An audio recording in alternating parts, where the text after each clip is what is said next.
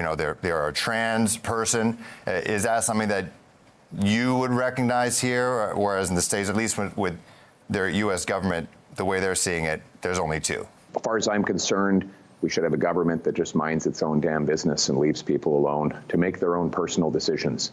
That's the kind of government I'm going to run.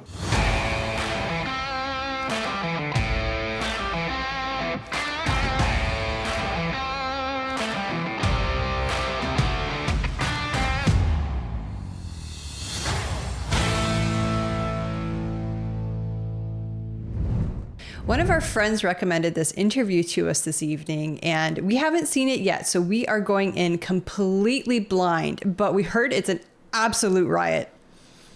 Let's take a look.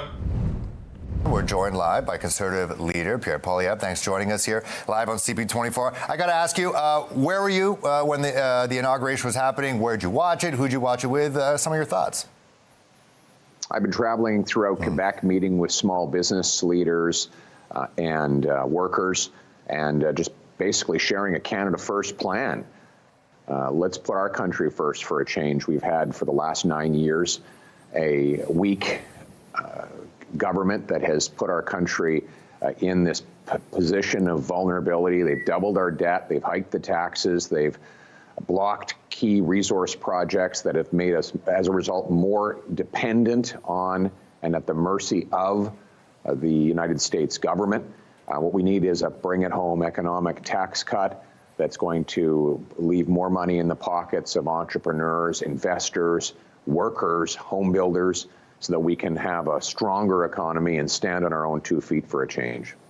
And doing that, obviously, you want Canada first. You want to help entrepreneurs, and we've talked to a lot who want to enter into the U.S., but they're kind of skeptical right now with these potential tariffs. So if elected as prime minister down the line, whenever that election is, what would your strategy be to work with President Trump? Well, first and foremost, we would unfortunately and reluctantly have to retaliate against tariffs applied to our businesses. And then we would go to the grassroots American economic interests that are on our side. The union leaders and business owners in the Midwest that use Canadian energy. We would go to the U.S. states that buy our electricity, the major exporters of the $50 billion of manufacturing equipment and machinery that Canadian companies buy from Americans. We go to those vendors and say, listen, we need a free trade deal that allows us to exchange our goods and services without tariffs, because it's in your interest. And that kind of pressure from the ground up will, I think, help convince President Trump to make a deal that will be both good for Canada and the United States. He is, after all, a deal maker. Okay, so we're off to the races. The first question to Pierre Poilievre was an irrelevant question. Where were you, Jim, when the inauguration was going? Well, where were you watching from? I wasn't watching, I was working, is what I heard. I mean, he didn't say it that way. Obviously, he doesn't want to just completely blow off the United States president. But, I mean, he's a busy man. I would be surprised if he has any time to watch anything ever at all. Well, and this is the thing, right? It was almost... I don't know. The way I get from that question is, CTV. I know that you're interested in the news, but at the same time, it's not going to be in Canada's interest to keep, bowing our head and kissing the ring of Donald Trump and the United States. And it's not just Donald Trump. It's whoever is in the office of the president of the United States. Yes, you have to show them respect as a superpower, but at the same time, we're our own country too, and we have our own issues to deal with. So, what Pierre is doing is working on continuing to talk to Canadians. He gets this question a lot of, what are you doing to fight against Trump's tariffs? What have you spoken to them and everything like that?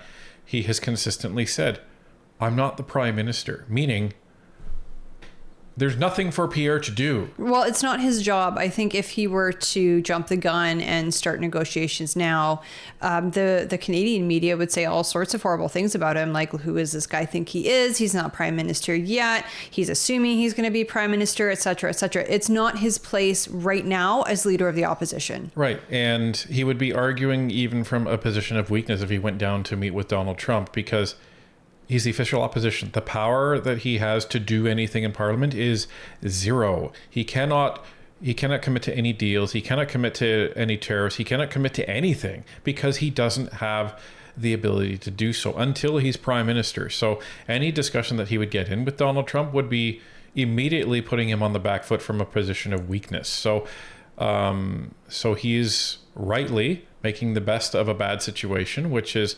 he's going to protect himself, protect the Conservative Party from taking the least amount of political damage, and he's hanging back and saying, listen, I can't do anything this. Justin Trudeau got us in this mess. Justin Trudeau, get us out of this mess. You're so smart, but that's not what's happening, right?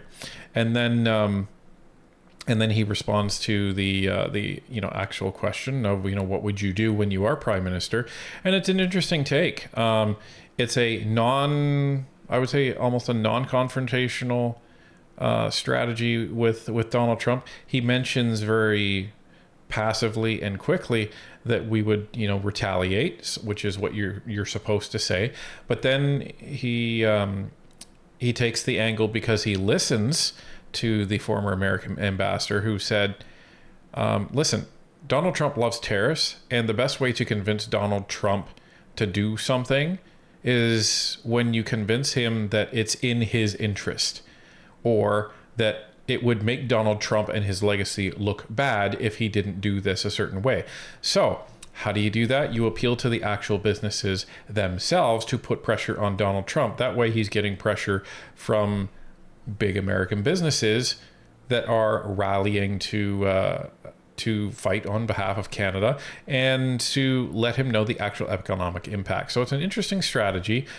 Do I think that that's the only strategy that Pierre would take? Absolutely not. Well, it's Canada first, right? Sovereignty, which we spoke with Lieutenant Colonel David Redman about in our previous interview. You guys can go check that out.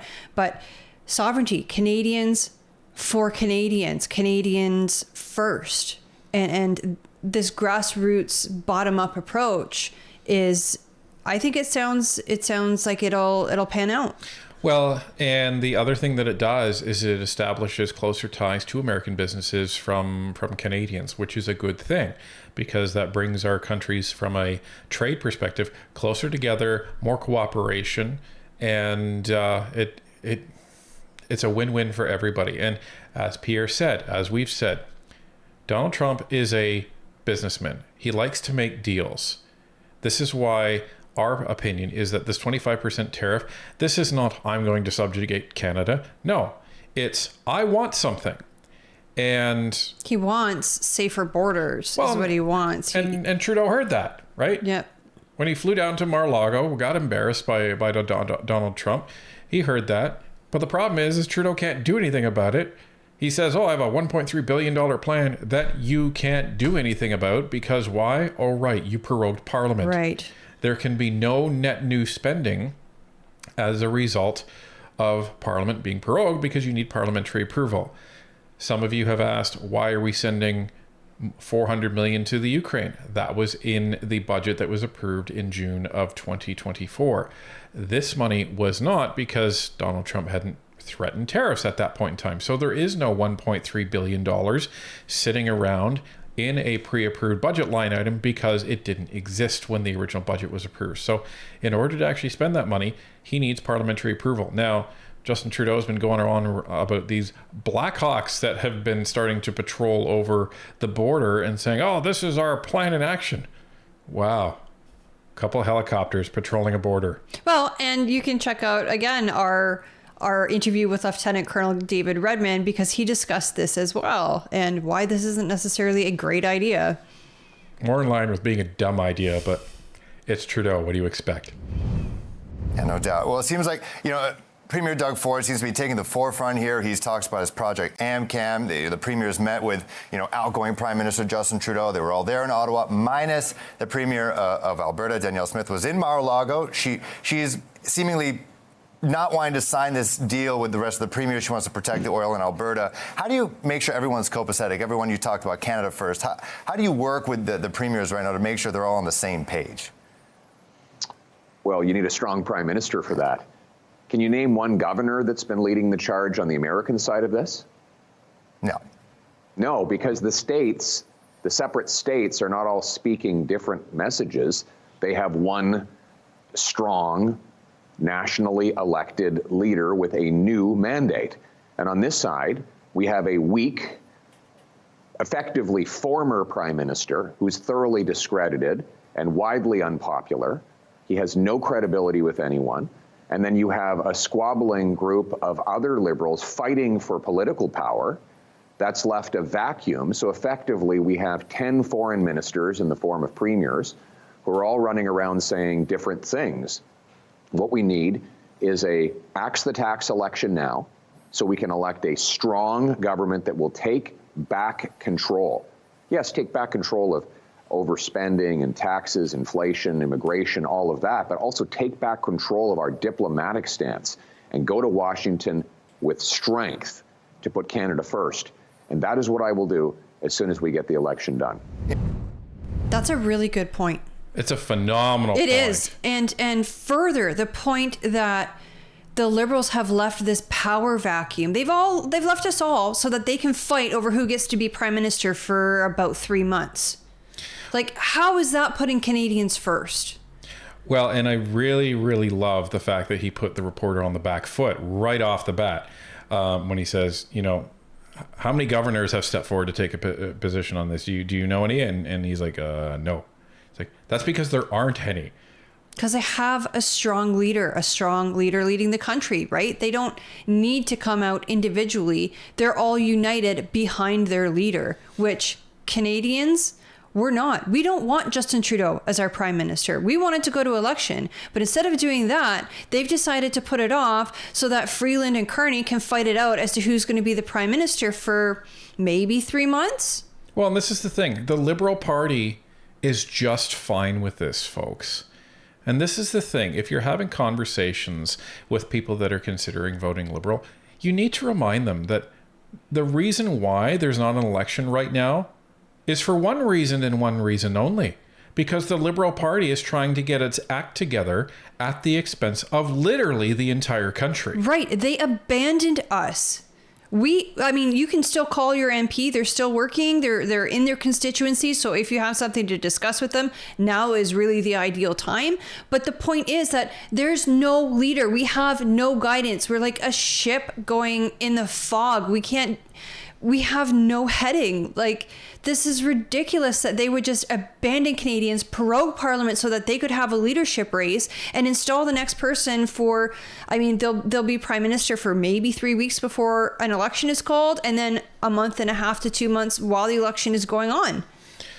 So it's a really, really good answer by Pierre, because he lays it out, right? He lays out, in response to the original question. Some people might say, well, he didn't answer the question. He absolutely answered the question, because his point is that the reason why there's no squabbling governors about the border up north in the United States is because they have a freshly elected president with a strong mandate. And that goes from the executive branch to the congressional and to the Senate in the United States. It's a strong, sweeping mandate across the U.S. government. So they know that they've been put in there to do a job. And that job was based on everything that they ran on in their presidential election. So they're getting to work. And up here, you have all of the premiers. They haven't had a choice. They haven't had a choice but to try and stand up and do whatever they can and play out of their outside of their lane. They don't normally do this stuff. No, they don't. They don't normally meet with the President of the United States. Right, because that's the government of Canada's job. That's the Prime Minister's job and his cabinet. If you have a Prime Minister that's strong and a strong cabinet and a strong mandate, it's if you're going to have a fight, you're at least going to have the support of Canadians behind you. But right now, Justin Trudeau has no support of Canadians. So whatever he is arguing is not necessarily in the interest of Canadians because he doesn't have a mandate anymore. And this is Pierre's point. Phenomenal answer. And you talk about the tax, the carbon tax election. It seems like people who are throwing their names in a leadership race, whether it's Mark Carney or Chrystia Freeland, who CTV News has learned that, she's not going to have the carbon tax reportedly a part of her platform. You sure about that? Well, we'll see. We'll have to see. She came in here and we chatted with her. But do you feel like you might have to pivot a little bit the message? Maybe not a axe the tax, maybe switch it to something else, or you're not buying. You're shaking your head. You're not buying that. You're telling me. So let's start with Freeland. Yeah. She's been Justin Trudeau's finance minister, administering the carbon tax. She raised the carbon tax by 167%. She bragged that she raised the carbon tax during an inflation crisis. And then you have carbon tax Carney. This guy says the carbon tax is too low. And yesterday, he just won the endorsement of the crazy carbon tax minister, Stephen Guilbeault, who has said he would resign from the Liberal Party if they ever got rid of the carbon tax, which means that Carney has made a deal with him that they will pretend that the carbon tax has been put aside until after the election. And then if they win, not only will they bring it back, they will raise it higher than ever before. These are lying Liberals. They cannot be trusted when they come to you after raising the tax for 9 years and having passed a law to quadruple it up to 61 cents a liter.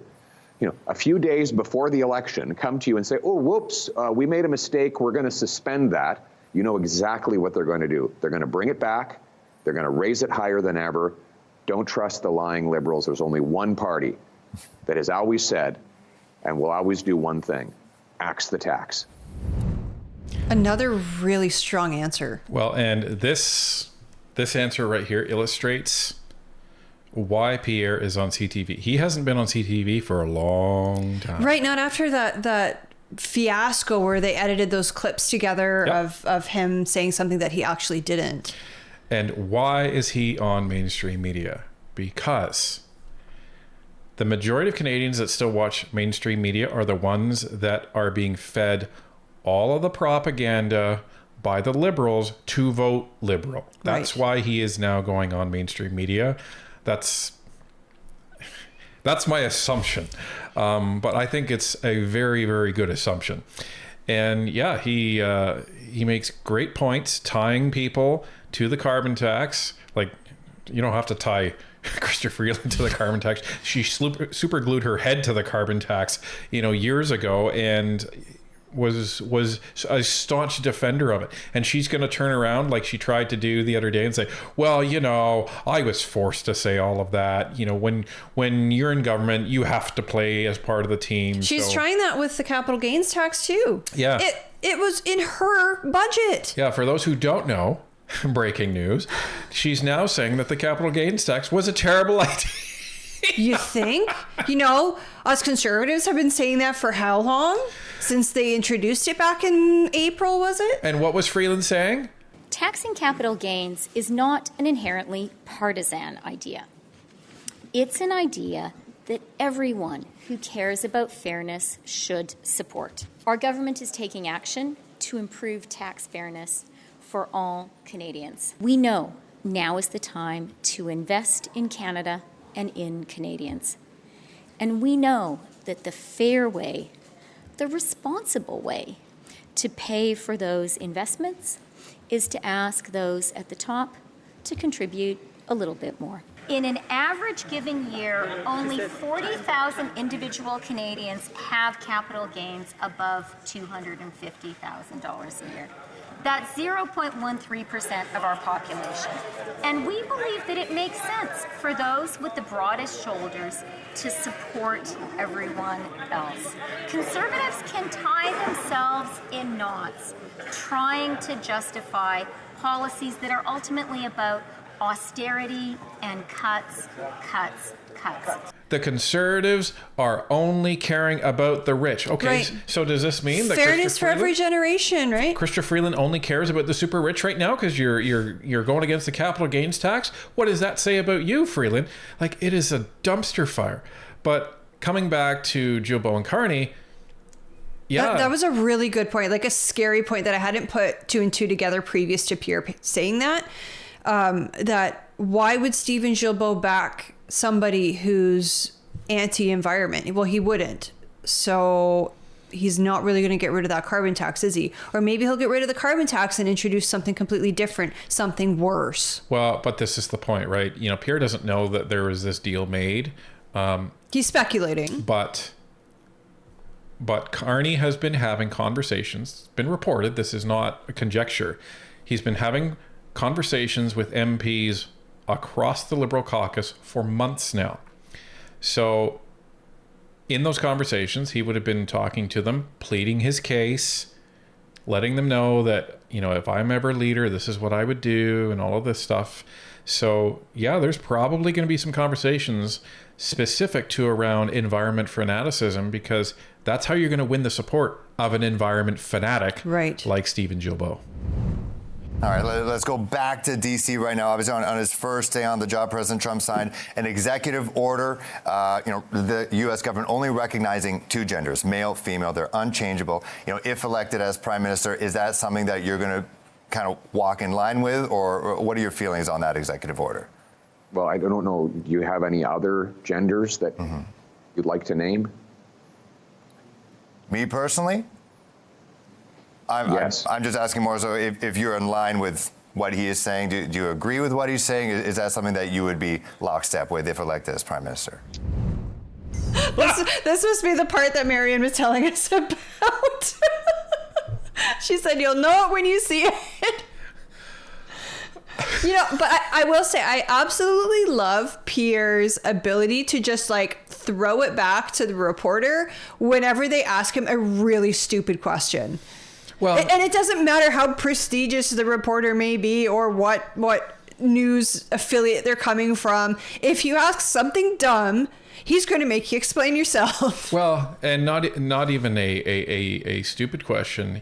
Like this was a, you could argue this is a stupid question, but this was a trap question. So you can tell when Pierre recognizes a trap when he immediately asks the reporter something to do with that question.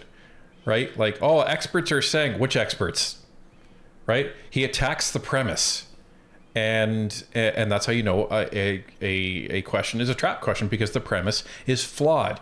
And how do you deal with that? You go after the premise, you don't answer the question. Right. You make them essentially reveal the absurdity of their own questions. So, you know, here he's like, would you like to name any other genders? Like, hello.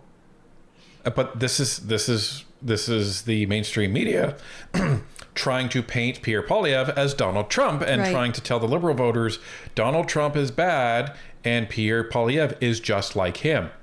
So it's amazing watching Pierre work in real time. Let's see how the rest of this plays out. Well, I'm not aware of any other genders than men and women. I mean, if you have any other that you want me to consider, you're welcome to tell me right now. Well, there's personally, I am a man. I am as Okay. people say, cis man. That's good. There That's are good. people there who, you know, they say they're Me too. gender I'm a man neutral. as well. You're a man. Totally. Yes. There are people there who say they're have something in gender common. neutral. Yeah, they say they're gender neutral. Oh my gosh. And, you know, all is revealed. They're a trans person. Is that something that you would recognize here, whereas in the States, at least with their U.S. government, the way they're seeing it, there's only two? I'm only aware of two, but I mean, if you come up with another list, then you're welcome to do that. But I'm aware of two, and as far as I'm concerned, we should have a government that just minds its own damn business and leaves people alone to make their own personal decisions. That's the kind of government I'm going to run. And with that, you know, the current government, they currently have passports that allow people to put on, you know, gender neutral on their passport. Advocate groups want the government mind you, the outgoing government to ask the U.S., would the U.S. recognize these passports, obviously on their way out, if you are the next prime minister? Is that something that you would advocate for? I have to be honest. Yeah. I have to be honest with you. I just saw your segment on homeless encampments that are popping up all over Toronto. We've got 25% of our population in poverty. Housing costs have doubled. Crime. This is beautiful. This is Pierre. brilliant. He's like, listen, we have all of these problems going on, and this is what you're worried about? And this has been the problem, folks. You cannot transform 99% of society for 1%. And it's not even transforming it to allow the integration of that 1%. That's not what we're talking about here. It's transforming all of society only for that 1%. Well, it's creating these special interest groups and then putting those special interest groups' needs ahead of everybody else in Canada. So, I mean, I think it's honestly to fracture society. It's so we're not a cohesive Canadian society anymore. It's to point out everybody's differences, get people into these little boxes, and make them lonely and miserable.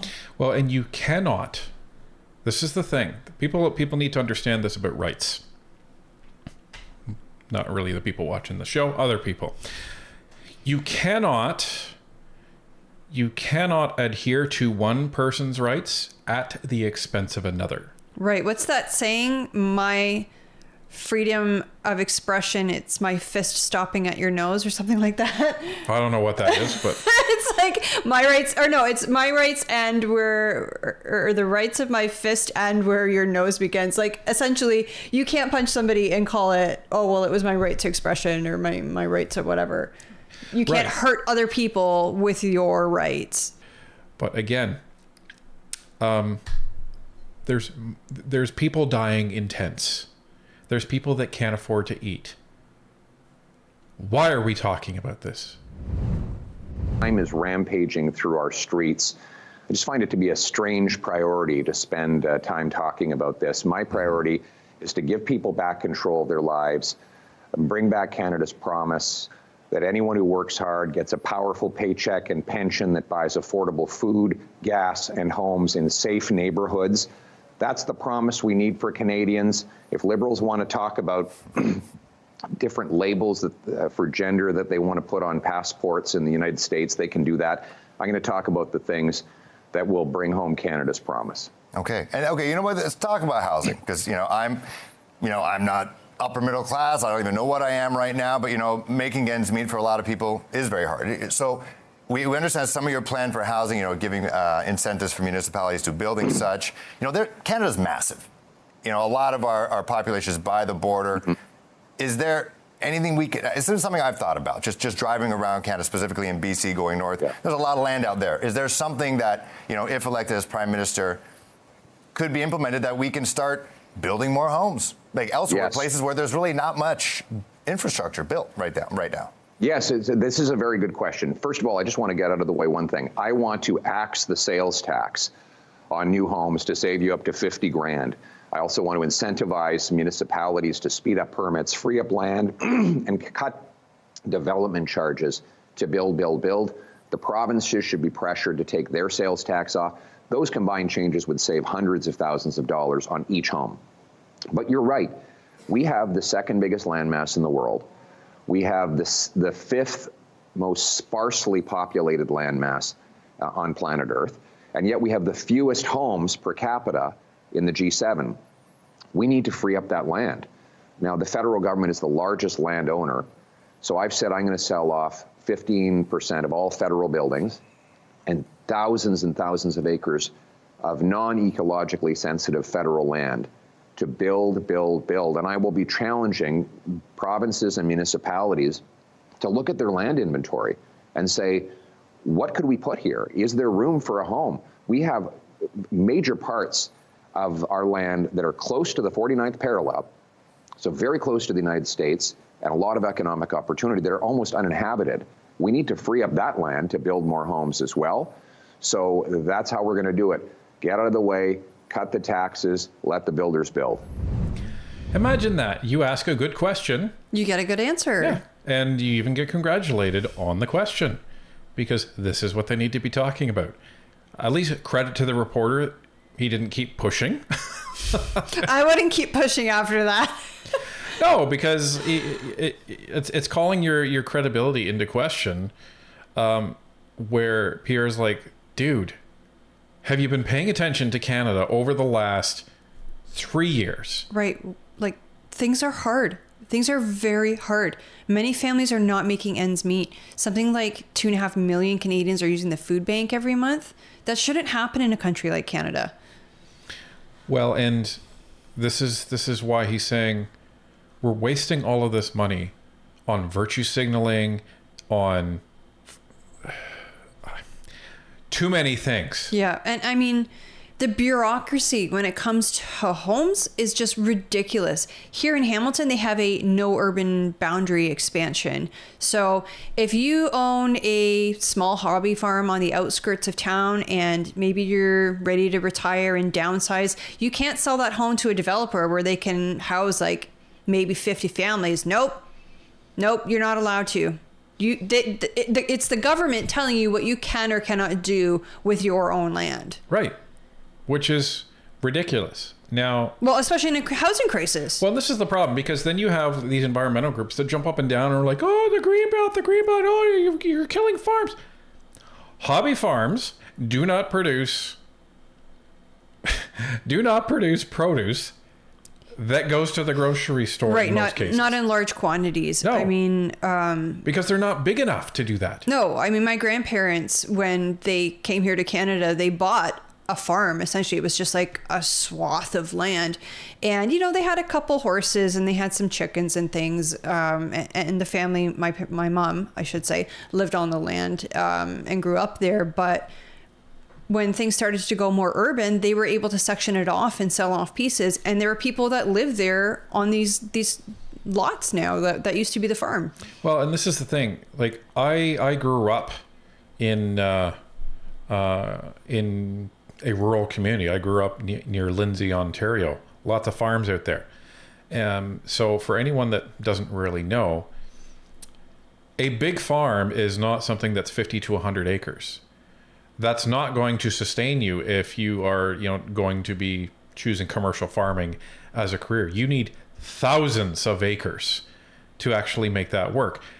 And in many cases, these hobby farms are 50 acres, 100 acres, 150 acres. So these are prime areas to look at building new developments.